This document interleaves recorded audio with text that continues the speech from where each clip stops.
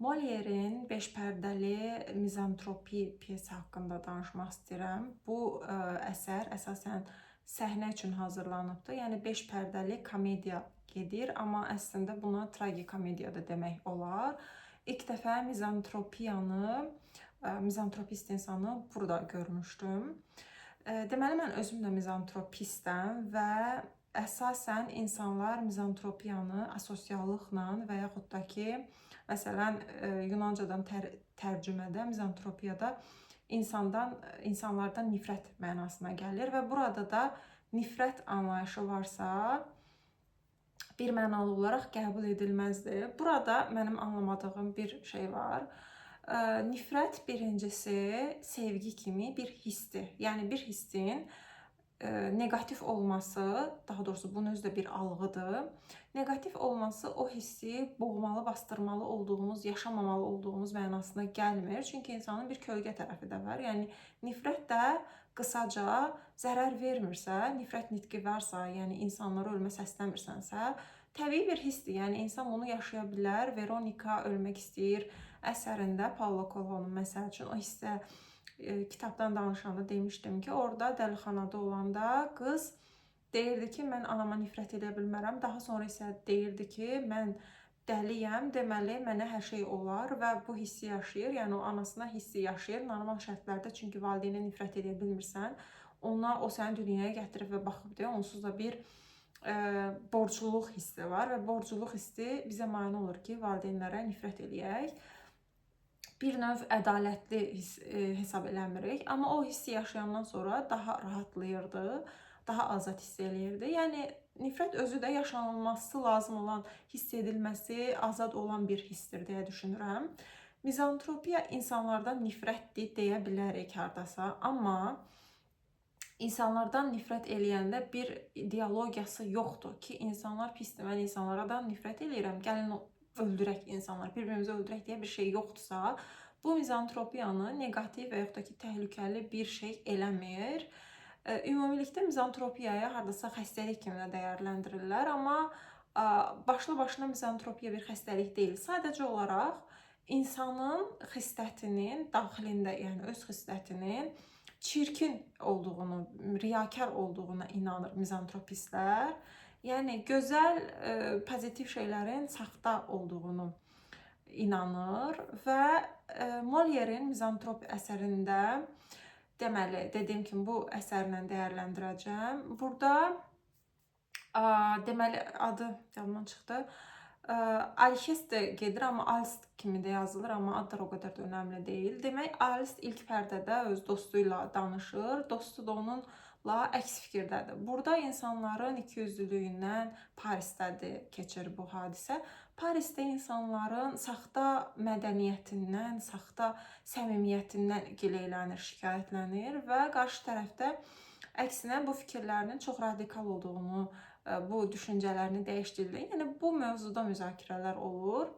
İkinci səhnədə isə ən mürəkkəb səhnə deyərdim ki, ikinci səhnədir. Burada deməli qəhrəmanımız sevdiyi bir qadın var, Selimen adında və Selimen əslində demək olar ki, Alstın tam ziddidir. O Parisdəki o insanlara, o topluma ayaq uydura bilir. İnsanlarla, əsasən kişilərlə məsəl üçün eyni şəkildə bir neçə kişi ilə flörtləşə bilir, bir-birlərinə komplimentlər deyirlər, gülümsüyürlər. Məsələn, Alst bunu anlaya bilmir. Əsasən müzakirələr də buradan çıxır. Və digər insan münasibətlərində yəni qəbul eləmir. Onların, amma məsəl üçün sevdiyi qadın da özünü müdafiə edir. Deyir ki, sənin riyakarlıq dediyin şey mədəniyyətdir, incəlikdir. Yəni insanlar, biz cəmiyyətə ayaq uydurmalıyıq. Cəmiyyətin normları var və o ayaq uydurmaq üçün də cəmiyyətdə bəzi ikiyüzlülüklər eləməliyik. Tutalım. Yəni birindən sən xoşun gəlmirsə, belə deyək. Sənin xoşun gəlmədiyin insana mədəni, modern bir insansansa, o cəmiyyətə ayaq uydurmaq üçün sən bunu biruzə verməməlisən. Sən onu qəhrəmanın sevdiyi qız məsəl üçün sevmədiyi bir adama da sevdiyi adamla eyni münasibəti göstərirdi və Alston algılamadığı, qəbulamadığı şey də bu idi ki, necə ola bilər ki, sən hər ikisində eyni münasibəti göstərərsən? Burada bir saxtakarlıq var. Dediyim kimi, sevdiyi qız da deyirdi ki, xeyr, bu saxtakarlıq deyil. Biz mədəni bir cəmiyyətdəyik, bu modernlikdir, mədəniyyətdir və əsasən qısqanclıq kimi təqdim olunur bizə. Amma əsasən burada Alston etiraz elədiyi şey tipik qadın-kişi arasında olan qısqanclıq deyil. O daha çox dediyim kimi o münasibətin, o sevdiyi, yəni bu qadın onun sevmədiyi xüsusiyyətlərə sahibdir. O bu Parisdəki cəmiyyəti qəbul eləmir, amma o cəmiyyətə ayaq uyduran bir qadını da sevir. Yəni özü ilə bir növ komplekt yaşayır ki, necə ola bilər ki, mən bu cəmiyyəti sevmirəm, bu saxtakarlıqları sevmirəm, amma bu cəmiyyətə, bu topluma ayaq uyduran bir qadını sevə bilirəm. Və onların arasında əsasən müzakirələr bundan yaranırdı. O istəyirdi ki, onun sevdiyi qadın da onun kimi dürüst olsun, bu tip saxtakarlıqlar eləməsin. Amma əsərin sonunda hətta yəni qərara gəlir ki, artıq o burada yaşamaq istəmir və bütün bu cəmiyyətlərdən uzaqlaşdırmaq istəyir. Mizantropistlər də, mən özüm də mizantropist olduğum üçün əsasən yəni insanlardan nifrət, yəni sevmədiyin bir şeydən, yəni bir insanları sevmirsənsə, onlarla zaman keçirməkdən necə zövq ala bilərsən? Məntiq nə? Onsuz da avtomatik olaraq, qeyri-ixtiyari olaraq uzaqlaşırsan. Amma dediyim kimi, asosiallıq deyil bu. Asosiallığın fərqi mizantropiyadan budur ki, asosial cəmiyyətlə əlaqə qura bilmir. Yəni istəsə də sosiallaşa bilmir. Ünsiyyət problemi var. Amma mizantropistin bir problemi yoxdur insanlarla kontakt qurmaqla. Məsələn, mən çox asanlıqla kontakt qura bilirəm, problemsiz şəkildə. Sıxılmıram da əslində çox. Sadəcə olaraq zövq almıram. Yəni insanlarla vaxt keçirməkdən insanlar məni qıcıqlandırır, qısaca desəm, ikrah hissi duyursan. Yəni nifrət deməzdim əslində tam olaraq. Daha çox nifrət çünki biraz çox radikal səslənir və təhlükəli də səslənir bəlkə də. İkrah duymaq daha mənim öz yaşadığım hisslərin təsvir eləmək istəyəndə ikrah hissini daha belə uyğun görürəm. Yəni ikrah duyduğun insanlarla da birlikdə nə qədər xoş vaxt keçirə bilərsən. Məsələn, normalda biz sosial heyvanlarıq. Yəni sosiallıq bizim bir ehtiyacımızdır, tələbatımızdır. Yəni lüks deyil, bir seçim deyil. Çünki asosial olan insanlar da bunun əziyyətini çəkirlər bir müddət sonra.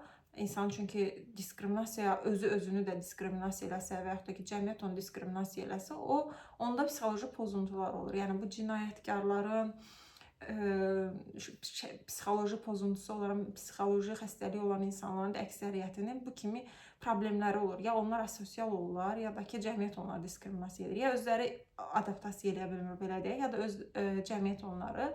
Yəni sosiallıq ağıl sağlığını qorumaq üçün bir növ tələbatdır. Amma məsələn, mən artıq 3 ildən artıqdır başqa bir ölkədə yaşayıram və həqiqətən insanlarla vaxt keçirmədiyim üçün sıxılmıram. Tələbatımı da bəlkə ola bilsin ki, modern zamanda daha asandır. Çünki telefon vasitəsilə o tələbatımı, sosiallıq tələbatımı ödəyə bilirəm. Məsələn, insanlarla ünsiyyət qurmaq istəyirəm, bir mövzu müzakirə eləmək istəyirəm, əylənmək, danışıb gülmək istəyirəmsə, bunu telefon vasitəsilə asanlıqla edirəm. Yəni bunun üçün bir sosiallığa ehtiyacım yoxdur.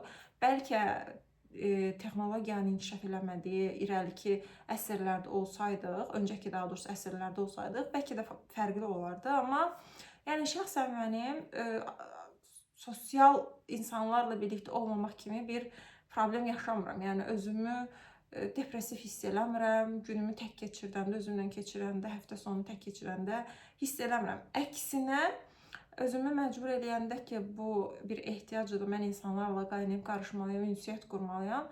Bu məni həqiqətən sözün əsl mənasında narahat edir, ikrah oyadır. Çünki bütün münasibətlər səmimiyyətsiz, riyakar, ikiyüzlü gəlir. Yəni mümkün qədər mənim şəxsən özüm üçün təklik bir lüksdür. Əgər çünki bizim iş münasibətlərimiz var, məsələn, məcbursan ki, iş yoldaşınla danışasan. Bunu belə seçirəm ki, işdə tək işləyim, yəni kollektiv şəkildə işləməyim. İş seçimimdə belə bunu nəzərə alıram.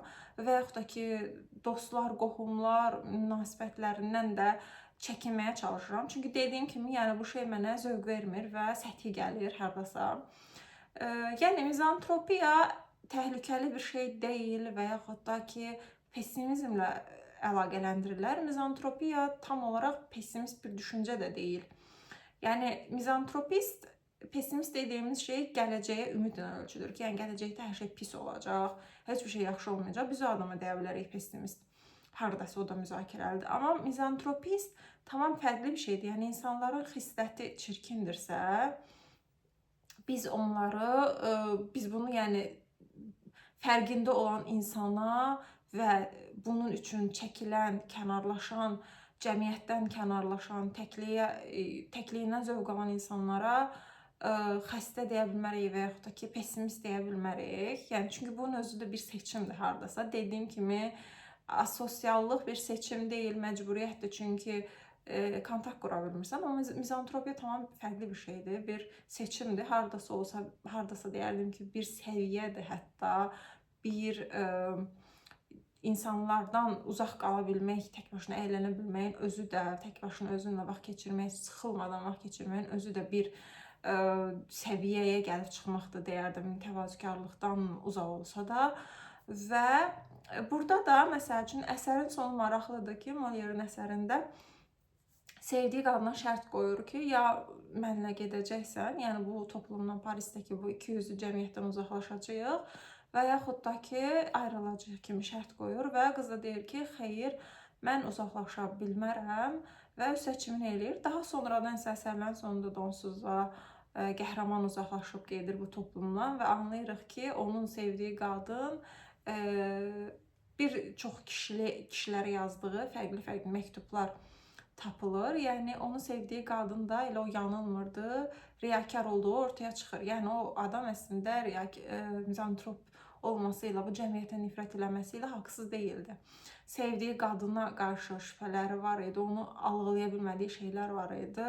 Hər nə qədər sevsə də, amma yenə də sonunda da haqlı çıxır və özünü, dediyim kimi, özünü diskriminasiya edir, uzaqlaşır, insanlardan qaçır. Mizantropiya özündə, yəni insandan nifrət tərcüməsi, sözün mənasını Yunancadan tərcümə eləyəndə insanlar biraz bir mənalı qarşılamır oradakı o nifrət sözünə görə. Amma dediyim kimi, bu bir ideologiya deyil. Bu bir nifrət hissi var orada, nifrət nitqi var daha doğrusu. Belə bir şey deyil, yəni insanlara nifrət edirəm, bu qədər. Yəni insanlara nifrət edirəmin vergüldən sonrası yoxdur, davamı yoxdur ki, nifrət elədiyimiz üçün bir-birimizi öldürək, yox eləyək deyə bir şey yoxdur. Bu əsəri də türkçədən tərcüməsi var. Azərbaycan dilinə əslində baxdım ki, tərcüməsi var, amma tapmadım. Bilmirəm, yəni nə qədər realdır bu piyesi tərcümə eləməsi. Əsasən Molière'in digər əsərlərini də mən radio teatrosunda dinləyirəm. Məsəl üçün, Hastalıq hastası var idi, İpokondriya və yaxud da Cimri var idi. Molière'in bir neçə piyesini tamaşaya qoyurlar, radioda dinləyirəm.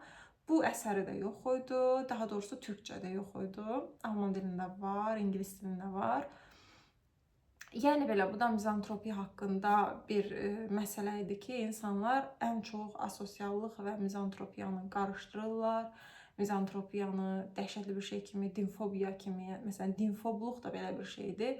Fobiya ümumilikdə qorxu deməkdir. Yəni bir insan bir böcəkdən də qorxa bilər, nə bilim, şeytandan da, cindən də qorxa bilər və yaxud da ki, dinlərdən də qorxa bilər. Dini təhlükəli hesab eləyirsən və ondan qorxursan. Yəni dini öz həyatına, öz azadlığına təhlükə olaraq görürsən, ya özünü müdafiə şəklinə keçirsən ki, mən dinfobam məsələn və dinləri təhlükə olaraq görürəm. Özəlliklə də İslam dominant olduğu üçün İslamı. Çünki çox vaxt bunu deyirlər ki, nəyə görə İslam deyirsən, o birisi dinləri demirsən. Çünki heç bir xristian ölkəsində hal-hazırda xristianlıq dominant deyil. Ən azından İslam qədər dominant deyil. Amma müsəlman ölkələrində məsələn İslam dominantdır və buna görə təhlükəli hiss edirəm. Yəni bu burada bir dinfobluq məsələsini də anlamıram. Çünki niyə belə dəhşətli qarşılayırlar? İslamofobiya anlayışının özü tutalım. İslamofoblar Başqa heç bir dinlə bağlı, məsələn, xristianfob deyə bir şey yoxdur, buddistfob deyilən bir şey yoxdur. Buddizm hər nə qədər din olmasa da, amma yəni dünyada saysız din var. Amma sadəcə bir dənə bu da müsəlmanların qurban psixologiyasından xəbər verir ki, sadəcə islamofob anlayışı var. İslamdan qorxmaq anlayışı. Yəni mən İslamdan təhlükə hiss eləyirəmsə, niyə onda qəribə olan mənəm ki, yəni şəriət kifayət qədər təhlükəli bir şeydir. O təhlükəli olan ideologiyanı sorğulamırıq, amma mənim ondan qorxumu sorğuluyuruq. Yəni bu sanki biri, nə bilim, cindən qorxursan, ona deyirsən və yaxud da ki, bir böcəkdən qorxursan, ona deyirsən niyə qorxursan, belə bir şeyə gəlib çıxır. Mövzudan yayındım, amma ümumilikdə mizantropiya haqqında Le Mizantrop gedir fransızcadan elə adı. Bu adda yəni bir pyes də var, tamaşa da var. Əslində günümüzdə də bu tamaşaya qoyulur və teatrlarda olur. Azərbaycanda yoxdur bu arada, səhnələşdirilməyibdir, amma ümid edirəm ki, nə vaxtsa Molière'in əsərləri əsasən mizantrop səhnəyə qoyular. Yəni belə, əslində ChatGPT-dən biraz maraqlandım. Mizantropist deyə biləcəyimiz obrazlar bədii ədəbiyyatda. Bir neçə Cinayət Cəzadakı Raskolnikovu çıxartdım məsələn. Yəni ona mizantrop deyə bilmərik biz. O daha çox ədaləti axtarırdı, güc axtarırdı. Yəni tam olaraq mizantropiya bunlar deyil. İnsanlardan ikrah duyma, nifrət eləmə və bu səbəblərdən insandan uzaq durma mümkün qədər. İnsanları ikiyüzlü, riyakar hesab eləmə. Mizantropiya qısaca budur.